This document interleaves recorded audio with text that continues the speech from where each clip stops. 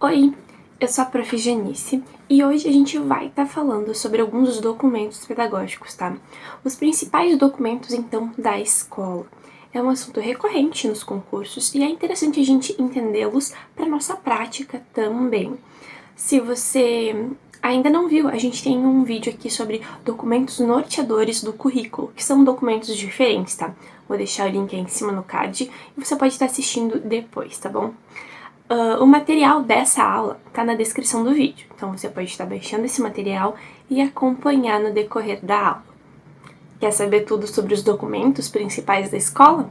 Vem comigo! Documentos pedagógicos. Bom, então, em uma escola circulam vários tipos de documentos, tá? E hoje a gente vai ver alguns deles. A gente vai ver alguns principais e essenciais, tá? Entre os documentos que são importantes para uma escola efetivamente, para que a escola efetivamente exerça então a sua função de escola, a sua função corretamente, são necessários um livro de registro de classe, um regimento escolar, um projeto político-pedagógico e uma proposta pedagógica curricular. Então, esses 4 itens, tá, são essenciais. Todos eles, então, com exceção do livro de registro de classe, precisam ser construídos em conjunto com a comunidade escolar e a sua atualização também deve ser constante e coletiva, ó, a gestão democrática aqui. Com exceção, então, claro, do livro de registro de classe, que a gente está falando dos professores, né? Esse é focado nos professores. O que é o livro de registro de classe? O primeiro que a gente vai estar vendo então. Bom, ele é um referencial representativo, tá? De dados, de registro do trabalho que está acontecendo em sala de aula, da produção pedagógica, do processo de ensino-aprendizagem. Ele é os teus registros, tá? O próprio nome já diz. É um instrumento, então, de escrituração escolar, tá? Com finalidade de documentar. Documentar alguns itens, como frequência, como conteúdo, como aproveitamento escolar. Então, aqui vai estar os registros, tá? Das tuas aulas, os registros como frequência, conteúdo e aproveitamento escolar. Onde que deve ficar o livro de registro de classe? E qual que é o objetivo dele? Bom, ele, por se tratar então de um documento oficial da escola, não do professor, ele é essencial para o professor, tá? Mas ele é um documento da escola. Então, quem vai construí-los vão ser os professores, porém, ele é um documento oficial da escola, então ele vai ficar na escola. Ele deve permanecer em um local adequado e seguro, sob a responsabilidade, então, da secretaria escolar e da equipe de direção. E qual que é o objetivo? Como a gente falou, o objetivo é, então, fazer essa documentação da frequência, a documentação do processo de ensino-aprendizagem, tá? Dos registros de aula e do aproveitamento dos alunos. E o PPP? Segundo item, então. O que é o PPP? A gente vê muito nos concursos falar sobre PPP, acho que é um documento que mais cai, né? E o que é o PPP? É um documento, então, que vai detalhar objetivos, metas, bem como as ações do processo educativo a serem desenvolvidos na escola e pela escola. Aqui a gente vai ter, então, o que a gente quer alcançar, tá? Claro que objetivos, que metas, olhando para a realidade da escola. Por isso que é toda a escola, toda a comunidade escolar que constrói o PPP. O PPP, ele deve trazer também as exigências legais do sistema de ensino, sistema educacional, bem como as necessidades, os propósitos e as expectativas da comunidade escolar, ó. Claro que a gente vai ter uma base legal ali, tá? Do sistema educacional, das leis, do sistema da educação, tanto do município, se a escola é municipal, quanto do estado, se a escola é estadual. E vai ter, então, ali esses propósitos, essas expectativas da comunidade, da realidade, tá? Dos alunos, dos professores e dos funcionários. Como ele deve ser concebido? Como que a gente vai construir o PPP? Esse documento, ele deve ser concebido, então, sob uma perspectiva democrática, ou seja, todos vão poder ajudar e dar a sua opinião. Isso significa, então, que deverá haver um envolvimento de todas as instâncias, alunos, pais, professores, funcionários e comunidade. Quais são, então, os princípios norteadores? Tá? A gente tem alguns princípios, como igualdade, qualidade, gestão democrática, liberdade e valorização do magistério. Na igualdade, a gente tem condição de acesso e permanência dos estudantes. Qualidade, a gente tem instrumentos, recursos, métodos utilizados no processo de ensino-aprendizagem, existência, então, de órgãos colegiados, efetiva democracia no processo da decisão. E gestão democrática, a gente tem o compartilhamento de decisões, abrange, então, as dimensões pedagógicas, administrativas e financeiras, de forma democrática. Liberdade. Na liberdade, a gente expressa, então, a forma como a instituição exerce autonomia relacionada aos aspectos pedagógicos, financeiros, administrativos e jurídicos. E valorização do magistério, programa de formação continuada, temos que ter formação continuada, por isso a valorização do magistério. Alguns princípios, então, norteadores do PPP. Quando a gente for construir o PPP, a gente tem que lembrar desses 5 princípios para eles estarem lá, tá? Quais são as partes, então, que compõem o PPP? Isso é mais estrutural, tá? Mas cai também nos concursos. Um projeto político-pedagógico, então, ele deve conter necessariamente as seguintes partes. O marco situacional. O situacional, ele vai estar falando sobre a identificação da escola e sobre o diagnóstico do estabelecimento de ensino, tá? Então, ele vai estar mostrando a realidade atual. Os princípios didáticos, que é o marco conceitual, tá? O que você conceitua, o que você busca.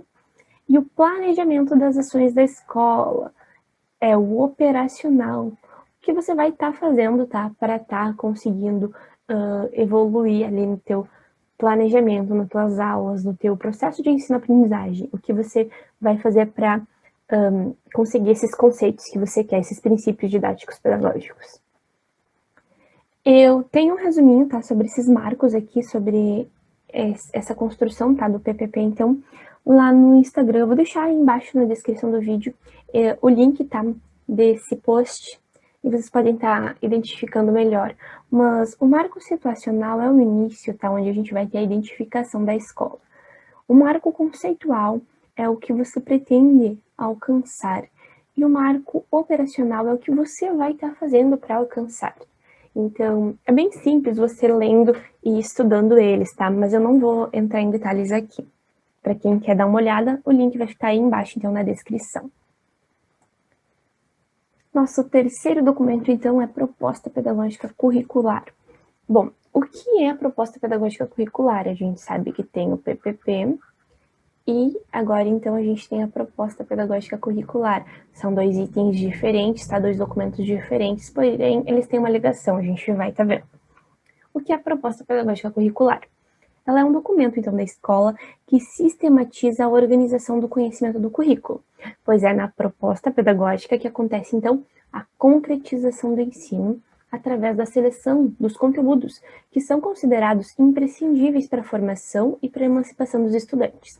Então, aqui na proposta pedagógica, a gente vai ter a concretização do ensino, tá? A seleção dos conteúdos que são essenciais para aquela etapa, para aquele ensino, para aquela modalidade. Quais são outras abordagens da proposta pedagógica? Bom, outros pontos que a proposta pedagógica deve abordar são a concepção do sujeito, a educação e a avaliação. Esses itens estão lá no PPP, tá? Esses aspectos, eles são direcionados, então, no PPP, por meio dos fundamentos conceituais, metodológicos e avaliativos de cada disciplina da matriz curricular, por etapa e modalidade de ensino. A gente pode perceber, então, que a proposta pedagógica, ela não é um elemento fragmentado do PPP, como a gente viu, elas vão ter uma relação, tá? São 2 documentos diferentes, mas com uma relação. Mas expressa, tá, a forma de como as concepções assumidas coletivamente no PPP serão efetivadas aqui na prática pedagógica de cada disciplina, por meio, então, de seleção, de ordenação, de avaliação dos conteúdos de cada disciplina. Então, os conceitos, a concepção do sujeito, educação e avaliação que estava geral lá no PPP, aqui na proposta pedagógica curricular ela vai estar mais fragmentada por disciplina, tá? Mas eles têm uma relação. Regimento escolar, nosso quarto documento, tá? O que é, então, o regimento escolar? É um documento que normatiza o processo do trabalho pedagógico no estabelecimento de ensino. Nele constam, então, os princípios filosóficos e a organização didático-pedagógica, administrativa e disciplinar da escola. Aqui, a gente vai ter um documento, então, legal, tá? Como se fosse uma lei. Embora seja um documento decorrente do PPP, o regimento, ele confere à escola um embasamento legal, desde a Constituição Federal, Estadual, então, até os pareceres normativos dos conselhos de educação são usados para a construção dele. Então, a gente pode dizer que ele é uma mini-lei, tá? Por isso, ele deve ser concebido, então, como uma Constituição ou uma lei, como a gente está mencionando. Nesse aspecto, a importância do regimento escolar está, então, em estabelecer as regras gerais oriundas do PPP, rumo ao alcance dos objetivos, tá? Estabelecidos lá no PPP. Então, aqui no regimento escolar, a gente tem essas regras gerais, tá? Para estar conseguindo ter alcance nos objetivos estabelecidos lá no PPP. E quais são os objetivos desse documento, tá? Do regimento escolar? O objetivo dele é assegurar a gestão democrática da escola, possibilitar a qualidade do ensino, fortalecer a autonomia pedagógica, valorizar a comunidade escolar através dos colegiados, fazer cumprir as ações educativas estabelecidas no PPP. Então, esses são os principais objetivos, tá, do regimento escolar. Assegurar a gestão democrática, possibilitar uma qualidade no ensino, fortalecer a autonomia, valorizar a comunidade escolar e fazer cumprir-se as ações ali do PPP, tá? Aqui, então, eu trouxe para vocês um resumão dos 4 itens, tá? O livro de registro de classe, então, é um instrumento de escrituração com finalidade de documentar frequência, conteúdo e aproveitamento escolar. O PPP é um documento que detalha os objetivos, as metas, bem como as ações do processo educativo a serem desenvolvidos na escola e pela escola. A proposta pedagógica é um dos documentos da escola que sistematiza a organização do conhecimento do currículo, tá? Aqui, currículo específico. O regimento escolar, então, é um documento que normatiza o processo de trabalho pedagógico, tá? No estabelecimento de ensino, e nele vai constar os princípios filosóficos e a organização didático-pedagógica, administrativa e disciplinar da escola. Bom, seriam esses, tá, os principais documentos de uma escola. Claro que a gente vai ter outros documentos, mas esses são os principais. Espero que vocês tenham gostado, tá? Não esqueçam de curtir e compartilhar com os amigos. E ative o sininho para receber as notificações. Até a próxima!